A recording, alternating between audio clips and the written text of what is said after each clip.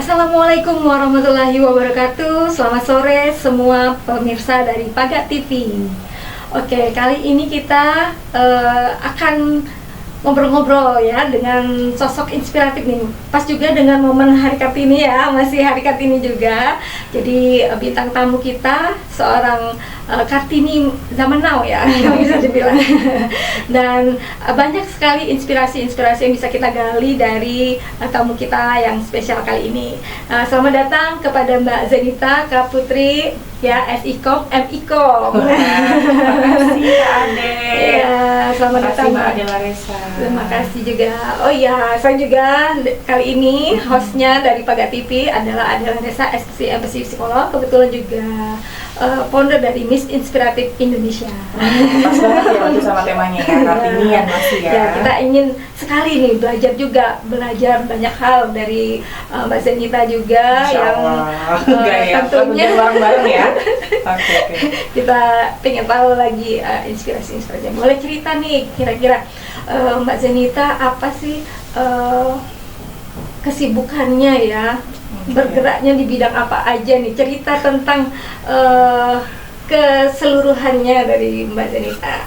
Waduh, panjang dong ya. Nah, kita lebih mengenal. Benar, biar teman-teman biar lebih kenal kali ya. Iya, gitu kenal mau kata sayang supaya kita lebih ini lagi dari apa sih kira-kira semangatnya Mbak Zenita ini yang akan kita bahas lebih dalam, termasuk dengan buku-bukunya ya.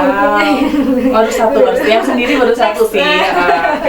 Oke, silakan Mbak. Terima kasih Mbak Ade. Halo pemirsa Paga TV, gimana kabarnya? Ketemu lagi ya, kayaknya udah beberapa lama juga sih nggak ke Paga TV juga.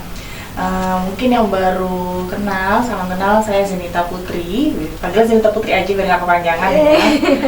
Kebetulan saya sekarang sebagai akademisi atau sebagai dosen juga di Universitas Brawijaya dan juga di Universitas Terbuka Jakarta, Universitas Terbuka Pusat. Kemudian juga aktivitasnya bersama Ibu Ade ini ya. Ada beberapa komunitas atau apa ya, kayak kita punya lembaga yang kita beraktivitas di situ, berkarya sesama perempuan. Nah, bersama Mbak Ade salah satunya adalah di Miss Inspiratif Indonesia. Kemudian kalau saya secara personal, kebetulan selain mengajar di formal yang tadi di kampus, juga saya mengajar secara informal. Saya punya sekolah dan manajemen namanya RD Production yang sudah saya rintis dari 2016 bersama suami tercinta. Couple-planner ya, couple-planner, bener ya, bener. Amin. Jadi dari 2016 itu saya mendirikan awalnya tuh modeling school, cuma kira berkembang ke sini menjadi School of Talent and Management. Jadi di situ lebih bagaimana pengembangan soft skill, kemudian juga untuk personal development dari siswa yang masuk ke kami.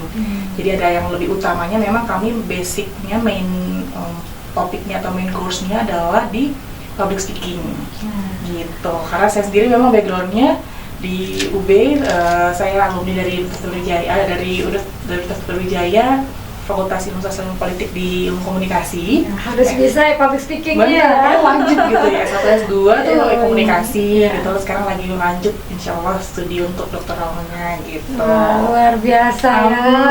Luar biasa sibuk juga ini. Iya, sebenarnya sih menyibukkan diri lebih tepatnya ya. Kan namanya perempuan tuh kayaknya jangan menyanyikan waktu kalau saya gitu ya.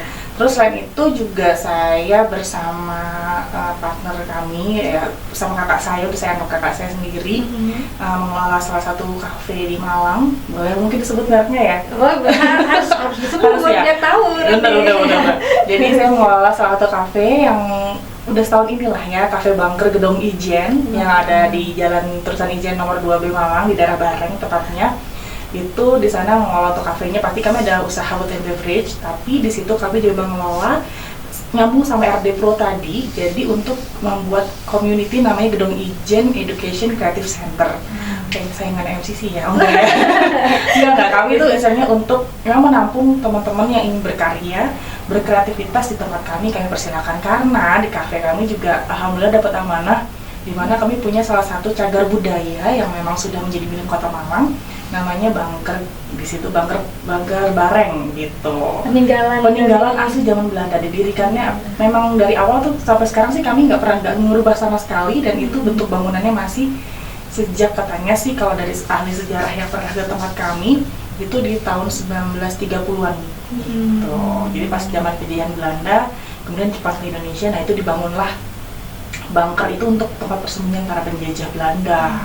Gitu ceritanya. Jadi historinya banyak ya. Jadi lumayan sibuk, bukan sibuk tapi senang beraktivitas karena ketemu banyak orang tiap hari. Gitu. Sangat banyak MC juga ya. Alhamdulillah masih. Kemarin habis MC itu di Paguyuban Pasundan. Balik lagi di rumah Pasundan ya, gitu. Berasa pulang kampung kemarin saya itu ya. Alhamdulillah masih. Juga. Ya karena memang basic keilmuannya di komunikasi, public speaking. Kalau kayak MC itu udah kayak apa ya, passion aja gitu, Mbak, happy gitu ketika ada tawaran, ada yang mengajak kayak ayo Mbak, boleh bisa nggak MC tuh dengan senang hati. Kalau saya kok paling nggak bisa nolak, paling jarang saya nolak kecuali memang bentrok. Gitu, jamnya memang nggak bisa ganti-ganti lah itu biasanya. Bener cintanya di situ ya. Dari hati. Healingnya di situ Mbak, gimana coba? Bagus sekali itu ya, bisa sambil kerja, sambil healing, sambil jadi jualan. Wow, itu yang penting ya. Jadi bisa banyak sambil menyelam minum air atau mendayung 2-3 pulau terlampaui. Ini udah berapa pulau ini? Pulau jadi Indonesia dong. Ya itu, jadi banyak sekali kesibukannya ya, profesinya banyak, dosen, kampusnya juga nggak cuma satu, UT dan UB, dan juga selain itu juga sibuk MC dan sebagainya, juga mengelola kafe, juga seorang ibu ya. Pastinya sebagai yang kodrat utama saya, tugas utama sebenarnya, pekerjaan utama saya di KTP masih ibu rumah tangga gitu. Sampai saat ini alhamdulillah, misalnya karena pekerjaan saya itu bukan pekerjaan yang sekarang alhamdulillah sudah kayak apa ya, bebas dari corporate gitu istilahnya. Jadi memang memilih untuk pingin lebih free time, jadi mengatur waktunya lebih fleksibel karena pengen fokus ke keluarga. Untuk anak-anak kan juga nih lagi mau peralihan, mau berganti sekolah nih kan ya. Terus juga ya lebih enak kan jaga di rumah gitu, lagi lebih fleksibel, kerjanya WFA, work from anywhere gitu. Jadi freedom ya. Iya benar, freedom. Lagi kebebasan untuk entrepreneurnya masih bisa, akademisinya masih bisa, dan lain sebagainya. Komunitas sosialnya terutama juga. Udah apalagi baru-baru ini juga insya Allah kita ada beberapa campaign sih Mbak Daya, sama juga lagi kita coba rilis, kita launching. Fokusnya mungkin kalau tadi inisiatif kan lebih ke berkarya, yang pemberdayaan perempuan yang berkarya, tapi ini lebih ke sosial, yayasan sosial kami yang bersama Gedung Education Creative Center itu bersama Kak Dewi Utari itu akan membuat suatu yayasan yang kami punya cita-cita, punya mimpi besar adalah mendampingi teman-teman, adik-adik, saudara-saudara kita yang mereka adalah penyintas kekerasan seksual, biar mereka bisa kembali ke masyarakat, bisa bangkit lagi dan bisa berkarya lagi.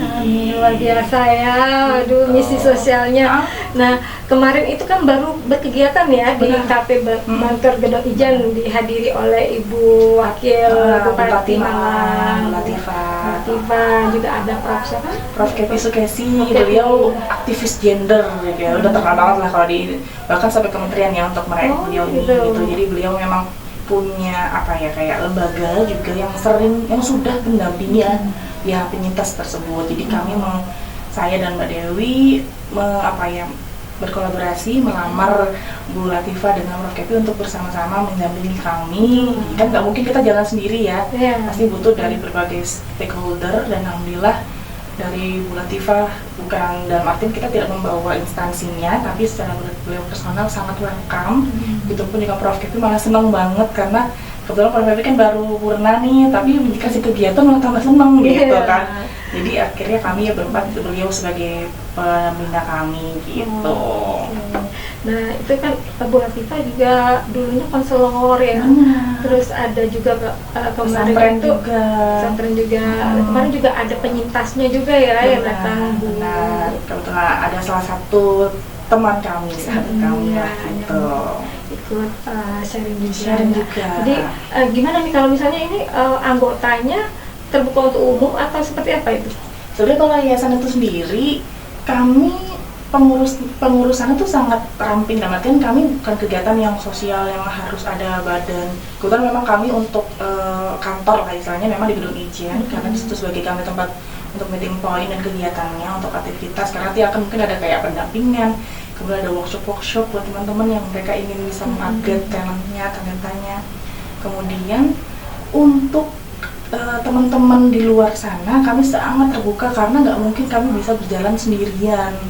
Justru kami butuh support dari semuanya yang ada di sini. Mbak Ade juga nih sebagai psikolog, saya pasti juga sangat membutuhkan lah, karena kan dimanapun pasti tidak akan terlepas dari psikologi juga dan kesehatan mental kan, apalagi mereka kan kejadian tersebut pasti kan menimbulkan masalah kesehatan mental, trauma yang sangat luar biasa. Gimana kita meminimalisir trauma tersebut. Kemudian juga teman-teman yang di luar sana kami sangat mengharapkan justru dimana mungkin yang masih punya waktu, kemudian masih di sini kami karena memang non-profit oriented, kegiatan sosial kami tidak tidak membuka untuk material kesumbangan, enggak, justru kami butuh tenaga dan waktu, kemudian dan juga tenaganya teman-teman untuk kita merangkul mereka sama-sama, yuk kita mendampingi.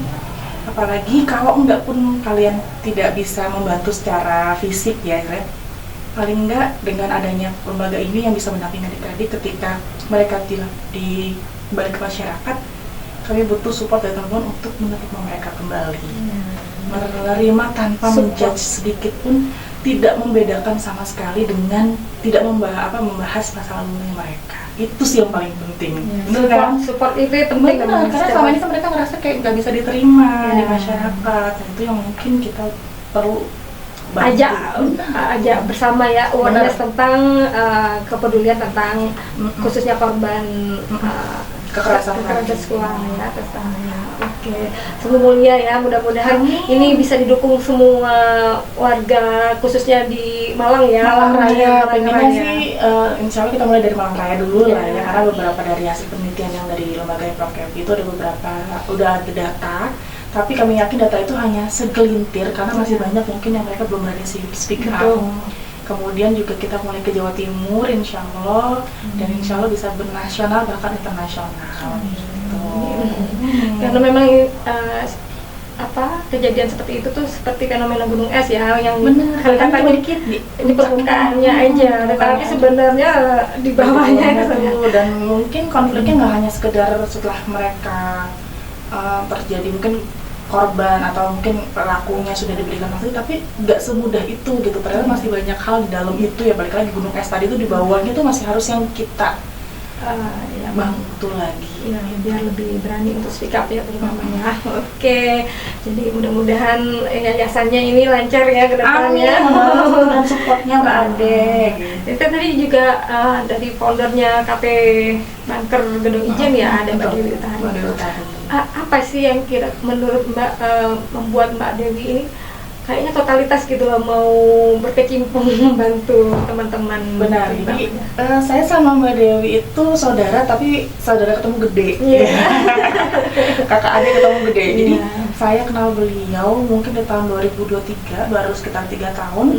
Tapi selama kami berproses, selalu berkolaborasi, awalnya mitra, dalam artian saya mungkin dulu di media sering berkolaborasi dengan beliau gitu kan. Kemudian sampai sekarang malah mendampingi Mbak Dewi kegiatan-kegiatan apapun.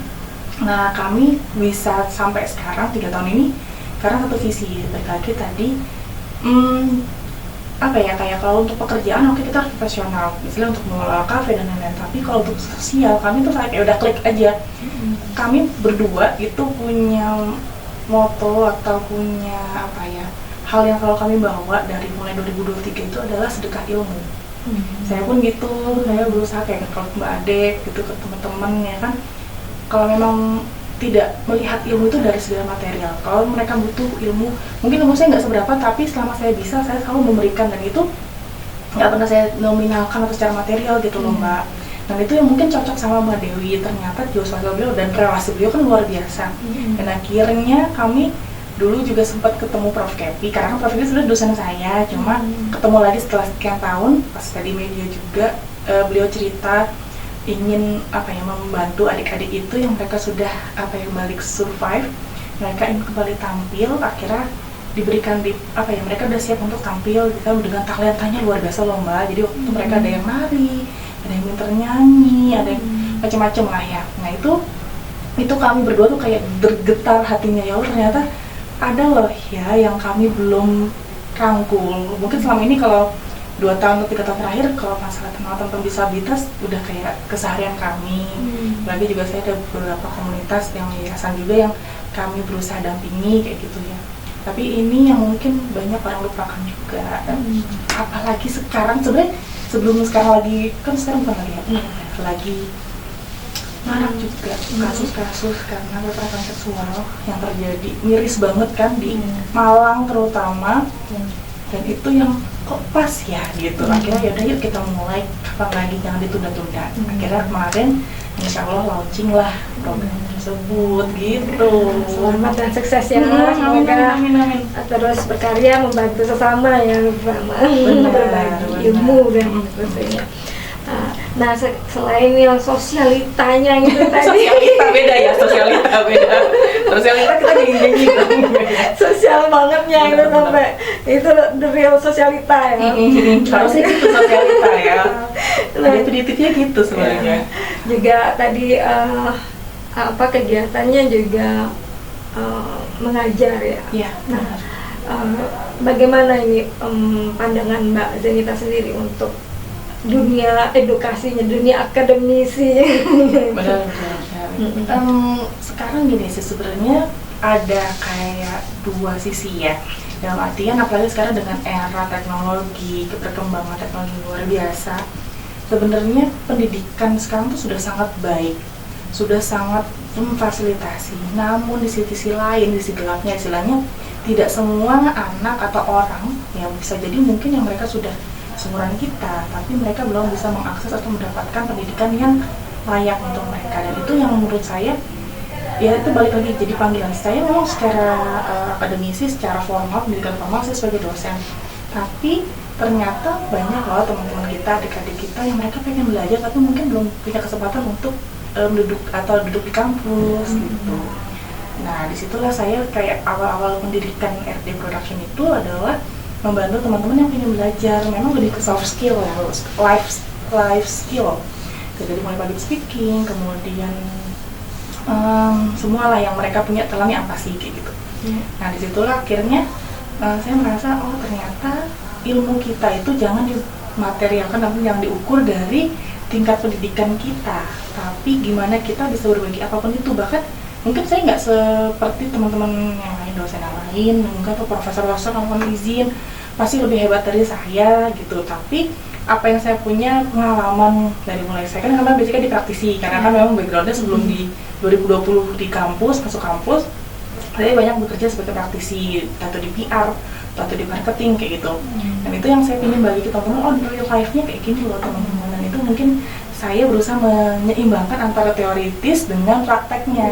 Dan itu pun saya terapkan dimanapun, saya nggak membeda-bedakan saya ngajar di kampus sama saya ngajar misalnya di kelas saya di gedung ijen gitu. Itu sama, saya berusaha untuk totalitas. Ilmu yang saya punya, saya tuh nggak pernah ngasih setengah-setengah. Kalian mau nanya, mau apa, mau dibantu apa, sampai bener-bener ayo wujudin gitu. Saya akan seneng kalau teman-teman yang udah belajar ikut bareng sama saya gitu, mereka berhasil gitu. Jadi itu kayak kepuasan tersendiri, dan itu sama sekali tidak bisa diukur dan dinilai dengan uang atau materi apapun. Ada aktualisasi dirinya kita dan juga karya ya. Benar. Dan salah satu karyanya juga ini yang terjadi ya. Pengalaman hidupnya ini. Seperti apa nih, boleh ceritain tentang bukunya? Iya, tentang buku ini ya. Jadi alhamdulillah sih kemarin juga dapat surprise sebenarnya di akhir tahun kemarin. Dihubungi salah satu publisher di Jogja yang lumayan lah saya untuk mempublish beberapa buku yang secara untuk akademisi juga oke, kemudian juga untuk buku-buku yang non akademis seperti saya mungkin fiksi dan non fiksi lah ya. Jadi kan dalam arti ini sebenarnya bukan buku novel atau buku cerita. selama ini kenapa saya memberanikan diri ya sebelumnya karena saya ikut pelatihan menulis segala macam, terus menulis beberapa buku bersama teman-teman yang lain di buku antologi kayak gitu loh Mbak. Terus akhirnya di sela-sela kan ada sempat ada gap di tahun kemarin, ada sedikit di dalam diri saya, di dalam hidup saya juga ada gap dalam artian penyesuaian kembali di dalam mungkin saya meriset diri saya sendiri. Itu ya namanya semua orang pasti pernah punya titik terendah, kemudian punya masalah, dan itu pun saya nggak sendiri, ternyata banyak yang cerita gitu, entah itu mahasiswa. Saya tuh di kamu sering jadi tempat curhat sama mahasiswa. Cocok jadi psikolog juga gitu ya. Jangan itu Mbak Ade aja, kalau udah selesai psikolog ke Mbak Ade aja. Mungkin kalau ceritanya oke nggak apa-apa Mbak, tapi untuk penyelesaiannya tanya Mbak Ade gitu ya. Gitu, jadi banyak teman-teman di kampus, terus teman-teman yang di RD Production atau di luar bahkan ya, yang sempat ketemu saya pas MC atau apa tuh banyak cerita ke saya. Terus alhamdulillah beberapa teman-teman itu adik-adik juga yang banyak yang mendampingi saya, ikut misalnya ikut keseharian saya, ikut kegiatan saya, dan mereka cerita. Dari situlah akhirnya saya ngerti, oh ternyata semua orang pasti punya fase itu. Makanya saya mulai nulis tuh di saat saya jeda yang dulu mungkin terlalu gedebuk ya kan hidupnya gitu, kayaknya kerjanya tuh nggak ada habis-habisnya. Kemarin tuh tahun-tahun kan kayak udah mulai agak slow, dan di waktu luang itu saya isi dengan menulis. Awalnya menulis ini mungkin kayak kalau di luar kelihatannya kan kayak wow banget, dalam artian bukan wow itu bukan dalam artian kerennya, tapi kayak ceria banget gitu, kayak ya, aktif banget, hidupnya happy terus gitu. Amin gitu ya, pengennya juga gitu. Jadi tapi itu karena profesi, kita harus profesional. Jadi kita harus profesional di mana saya berusaha di depan orang tidak menunjukkan entah itu capeknya saya, sedihnya saya, apalagi masalahnya kita kan nggak boleh ya sebagai seorang public speaker, itu kan udah pantangan banget. Lagi MC terus nangis. Pernah saya curhat banget, jadi memang benar-benar ada masalah gitu. Saya juga lupa tuh masalah di kantor atau masalah di rumah atau di keluarga atau apapun itu yang membuat saya lagi down banget. Jangankan malamnya nangis, besoknya MC. Ini paginya ada masalah sampai nangis gitu. Jadi mata masih sembab, tapi saya nanti pagi jam 9, jam 10 harus MC. Nah itu harus bener-bener kita kayak udah kayak Power Ranger gitu, berubah gitu kan ya. Nah itulah di saat itu saya berusaha kayak saya kan bukan orang yang jujur ya Mbak. Awalnya tuh saya adalah orang yang sangat introvert. Jadi kenapa dulu awal saya terjun ke dunia entertain, ke dunia public speaking, ke dunia ilmu komunikasi itu karena orang tua saya melihat mungkin saya anaknya tuh kayak pendiam, seringnya di kamar gitu ya kalau misalnya.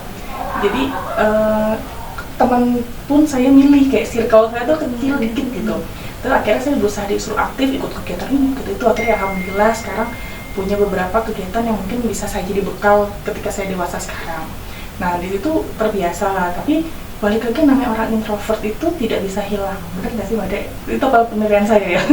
Pembawaannya dalam artian mungkin kalau saya pribadi itu mungkin teman-teman yang introvert juga relate ya, ketika kita habis ketemu orang seharian banyak gitu, social life kita baterainya tuh udah low bat banget, sampai rumah, jangan sampai rumah, sampai mobil gitu sama suami, belum tuh saya diem atau tidur, kayak harus ngecas lagi, saya perlu me time. Nah itu jadi dari situ saya kalau ke suami ya selalu cerita apapun, tapi kan kadang sebagai wanita atau sebagai perempuan atau sebagai siapapun itu individual separate privacy, kita butuh yang waktu untuk sendiri, kita nggak berani untuk ngomong sama siapapun. Di situ tahun kemarin tuh saya berada di titik itu, saya nggak kayak punya trust issue ke semua orang, ke siapapun, bahkan ke orang tua saya nggak mungkin kan kita cerita ke orang tua sedih-sedih ya kan, berarti mama saya kan jauh, dia takut kepikiran. Nah itu jadi saya pendam sendiri. Nah daripada saya stres, saya nulis tuh, gitu. Akhirnya jadi deh gitu.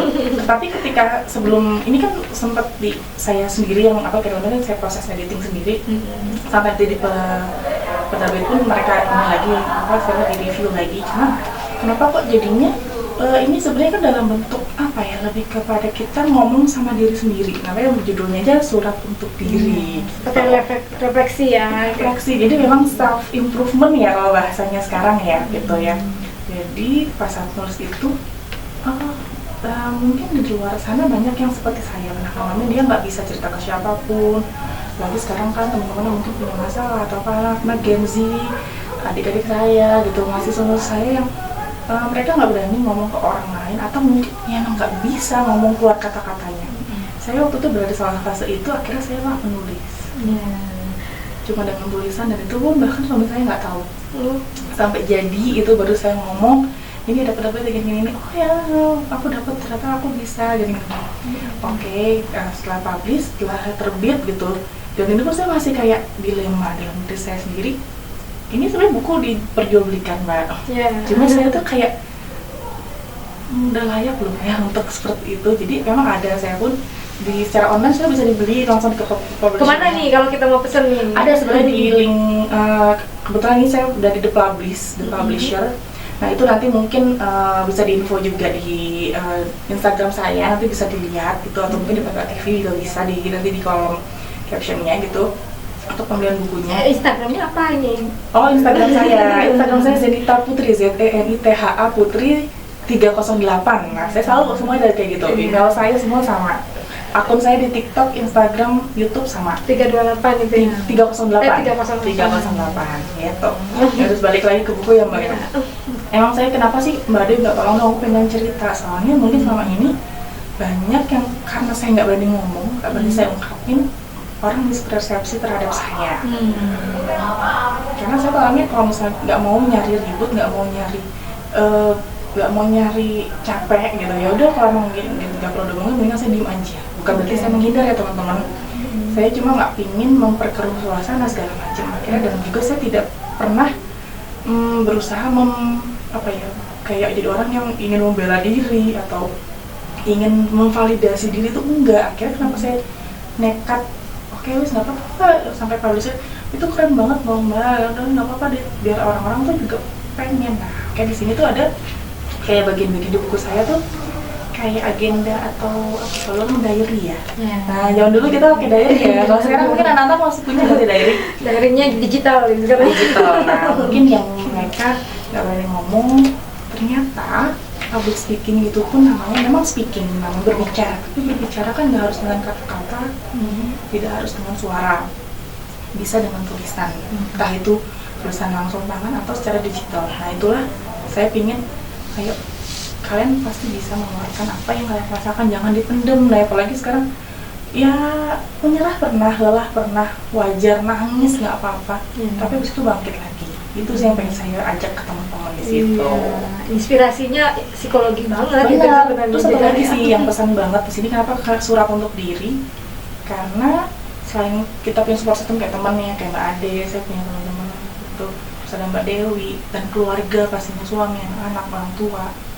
Tapi ada yang paling berjasa sebenarnya sama diri kita sendiri, itu adalah ya diri kita sendiri. Dan itu yang banyak kita lupain. Makanya kenapa surat untuk diri itu dimana kita berusaha untuk berterima kasih sama diri sendiri, mungkin sering, tapi yang paling jarang adalah kita minta maaf ke diri sendiri. Nah itu sih saya pingin kayak teman-teman kita lebih bisa mengeluarkan apa yang kita rasakan. Kesimbangan psikologi banget ya. Sebenarnya ada di psikologi itu ada psikologi positif ya. Di psikologi positif itu memang kita diajak untuk love yourself. Itu love itu suatu kekuatan juga sebenarnya. Nah ini salah satu contoh love yourself-nya ya, love-nya ya. Dan mungkin selama ini mungkin udah follow akun saya di Instagram, di TikTok, atau bahkan yang punya nomor WhatsApp saya setiap hari harus bikin status. Bukan karena saya NPD ya guys ya. Tapi sebenarnya kadang ada bilang, ngapain sih statusnya galau? Enggak kok, aku justru nggak galau, itu memotivasi orang. Sebenarnya saya lihatnya sama buku ini sih, bukan mau promosi, tapi ngeliatnya yuk teman-teman kita boleh kok introspeksi tadi, refleksi diri ya. Terus abis itu kita berterima kasih sama diri sendiri, terus kita bangkit lagi. Itu sih yang selalu kalau mereka ketemu notice gitu, oh maksudnya Mbak Zenitha selama ini kayak gini gitu. Sebenarnya banyak yang mispersepsinya kan di situ. Kalau maksudnya orang narsis banget sih orang, ada yang kayak gitu kan, karena kita negatif tinggi pasti juga. Dan ini bentuk salah satu bentuk sebuah terapi sebenarnya kalau psikologi, terapi journaling. Iya benar. Itu untuk merilis emosi kita, menyalurkan ya pikiran perasaan, kadang dapat insight, oh gitu ya. Jadi journaling ini sangat baik sekali sebenarnya untuk itu. Nah, semoga inspirasi ini ya. Dan buku ini jujur teman-teman kalau mau beli sudah tolong untuk misalnya pingin baca-baca, punya bacaan pas lagi daripada dulu, pas lagi nganggur atau lagi kalau sekarang lagi apa sih kalau misalnya lagi gabut ya. Kalau lagi gabut daripada yang hal yang negatif gitu, daripada sedih-sedih terus sambil baca buku itu, kalau teman pengen beli secara langsung online itu ke saya pun juga, ke DM pun juga nggak apa-apa, di DM di saya gitu, nanti kita kirimkan. Kalau kirim kita free ongkir mbak. Dan Jawa sangat terjangkau karena saya kalau bilang ke penerbitnya, mbak kalau nanti di luar Jawa? Di luar Jawa, di Jogja. Enggak, maksudnya ongkir, free ongkirnya? Ongkir kalau itu di Malang Raya ya? Ya, Malang Raya. Kalau Malang Raya insya Allah saya freekan. Maksudnya dampaknya saya berusaha jangan sampai membebankan teman-teman. Terus insya Allah bismillah ya, buku ini memang saya dedikasikan tidak semuanya saya jual. Jadi ada beberapa yang saya ingin yang pertama untuk yayasan tadi yang sebagai mungkin salah satu cara ya buat teman-teman tadi untuk kayak apa ya, untuk terapinya itu dengan buku ini. Jadi teman-teman yang mungkin belum bisa ngomong sama kita, jadi saya kasih buku biar nulis dulu. Dan saya juga kemarin bilang mbak, kalau ada pasiennya atau teman-teman yang membutuhkan, monggo saya akan kasih dengan cuma-cuma. Insya Allah. Insya Allah bermanfaat, itu aja sih. Kebaikannya itu insya Allah akan dibalas dengan kebaikan juga ya, dari arah manapun. Amin. Iya, itulah tadi ya, mungkin juga sharing-sharing kita, waktunya memang terbatas sehingga, tapi ke next time boleh ya. Tetapi kita dapat sisi positifnya ya dari semua hal yang kita lalui, pengalaman hidup kita yang penuh luka mungkin, tetapi insya Allah kita pulang dan menyala lagi. Kalau bahasa Indonesia harus menyala lagi. Ya. Iya dong. Surat untuk diri, jangan lupa. Oke, sebelum kita akhiri nih, mungkin apa rencana-rencana Mbak Zenita ke depannya? Rencana kedepannya kalau secara jangka panjang sih, saya punya mimpi dulu itu sebenarnya dari karena apa ya, dorongan dan juga apa ya namanya, pecutan dari salah satu kakak saya tadi, Kak Dewi tadi, dia dulu bikin saya kayak berani bisa mungkin itu. Saya ingin ya mudah-mudahan studi saya lancar ke depannya gitu. Cepat lulus ya. Sampai umur 40 sudah doktor gitu ya. Amin gitu ya. Atau paling yang 40 awal-awal ya oke, masih oke gitu kan. Terus yang pasti juga anak-anak, keluarga semua juga, anak-anak terutama bisa dapat. Saya gini, apapun yang saya berikan kebaikan, saya nggak akan berharap akan balik ke saya secara langsung, tapi mudah-mudahan bisa ke anak saya. Itu. Terus untuk berikutnya ya itu dari mulai mungkin apa kegiatan saya, program-program saya lakukan, mudah-mudahan bisa bermanfaat buat orang banyak. Dan cuma satu sih pesan saya, bahwa teman-teman tuh nggak sendiri. Gitu aja sih. You're not alone.